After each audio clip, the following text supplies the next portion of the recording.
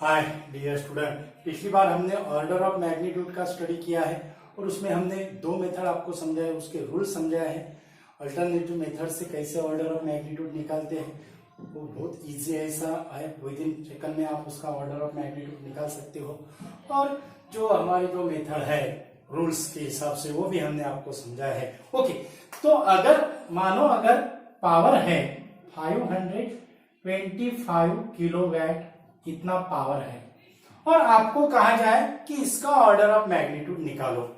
Okay, तो हमारा M क्या रहेगा, 525 किलोवाट है। अब रूल क्या कहता है, the number which is greater than 5 but less than 10 and less than 5, उसका हम ऑर्डर ऑफ मैग्नीट्यूड का रूल्स है।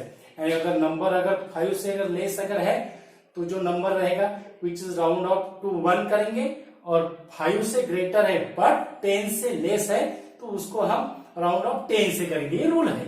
लेकिन ये जो नंबर है ये नंबर 5 से ग्रेटर है लेकिन 10 से भी ग्रेटर है।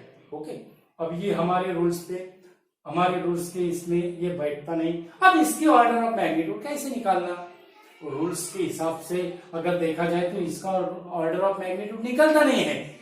इसी के वजह से जो हमने जो आपको जो अल्टरनेटिव मेथड जो समझे है वो अल्टरनेटिव मेथड से इसका ऑर्डर ऑफ मैग्नीट्यूड निकालना बहुत इजी है डियर स्टूडेंट। कैसे, अब 525 जो है इसको किलोवाट में रखना है तो किलोवाट में रखो, या वाट में करते हैं, हम इसको वाट में करते हैं 10⁻³ वाट। 525 किलोवाट यानी 10⁻³ वाट। अब इसका हमें ऑर्डर ऑफ मैग्नीट्यूड निकालना है।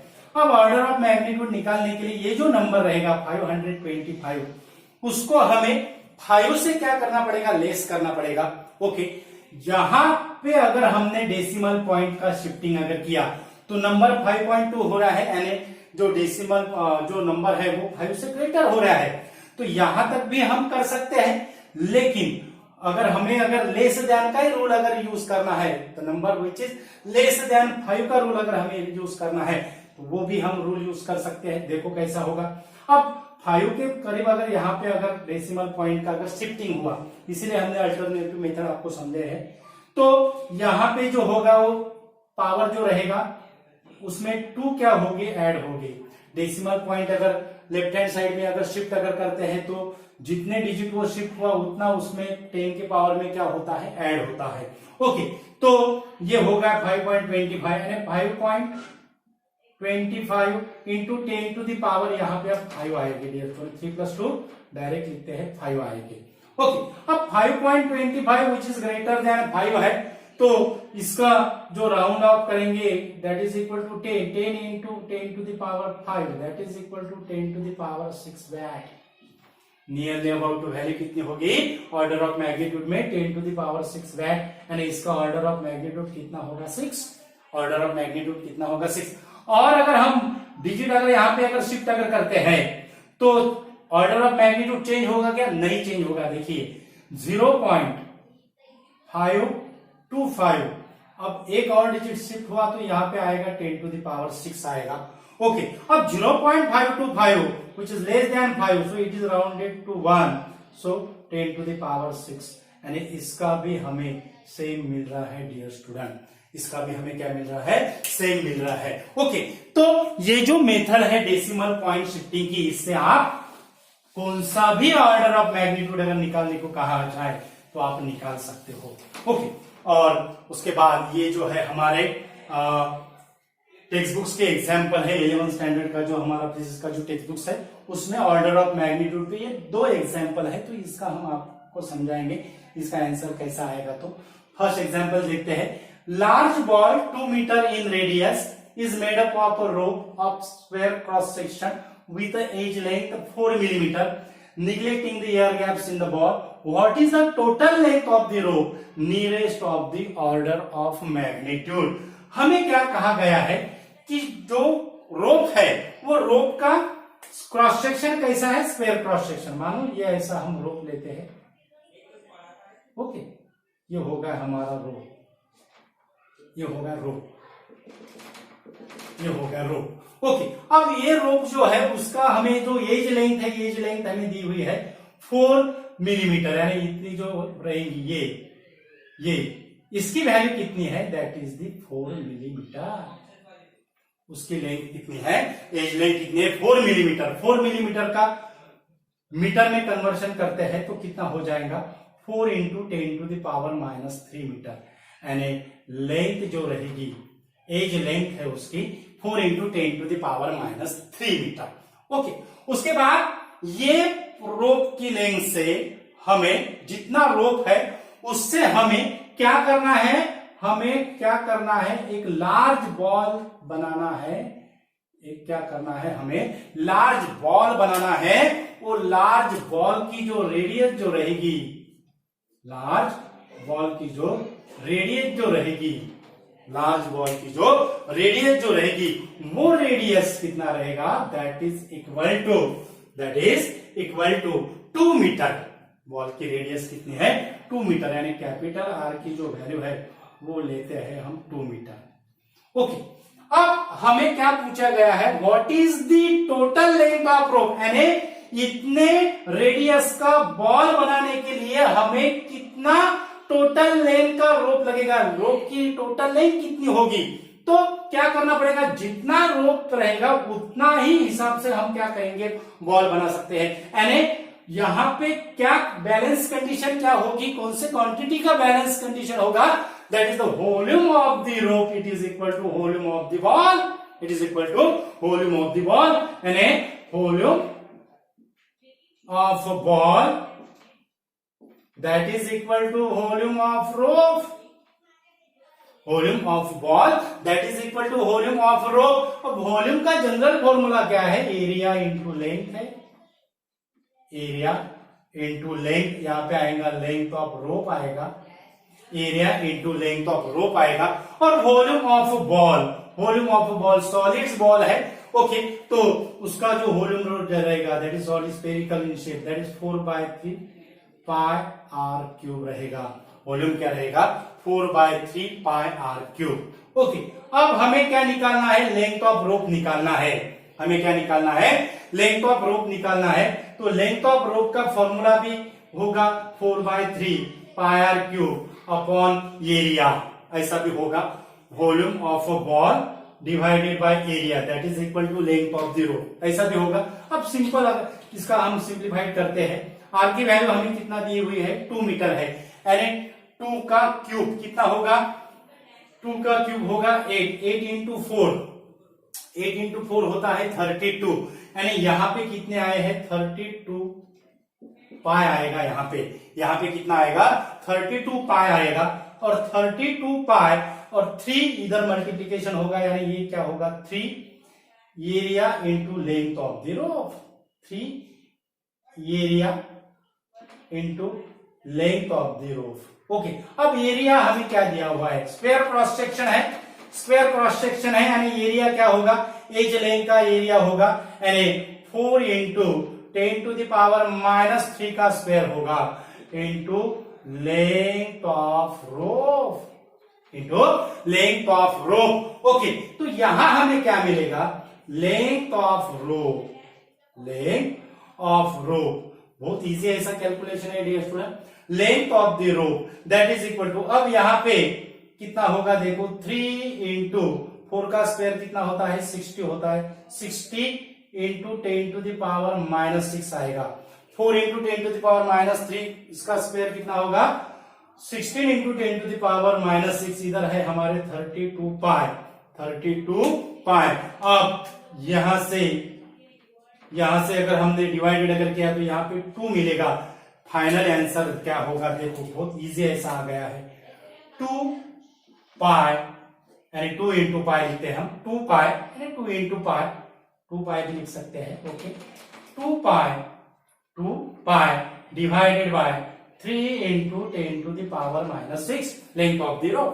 2 पाई divided by 3 into 10⁻⁻6 means 2 pi by 3 into 10⁻6 meter, 2 pi by 3 into 10⁻6 metre. Okay, अब इसका हमें कैलकुलेशन करना है, हमें टोटल लेंथ ऑफ रोप जो है वो ऑर्डर ऑफ मैग्नीट्यूड के नियरेस्ट निकालना है। ओके, अब 2π/3 की वैल्यू हमें देखना है, ये वैल्यू 5 से ग्रेटर आती है या लेस आती है।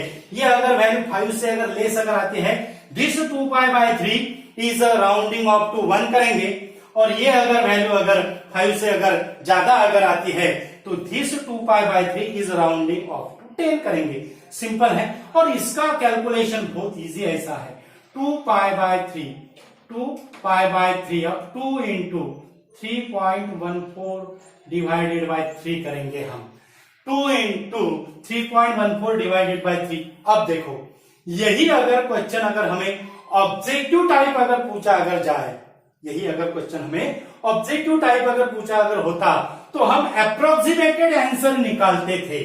अप्रोक्सीमेटेड आंसर कैसे निकालते थे, देखो ये 3.14 है, ये 3.14 को हमने अगर 3 अगर कंसीडर अगर किया तो यहां पे हमें मिलेगा 2 मिलेगा, यहां पे हमें क्या मिलेगा 2 मिलेगा, यानी 2 इंटू 10⁶ मीटर।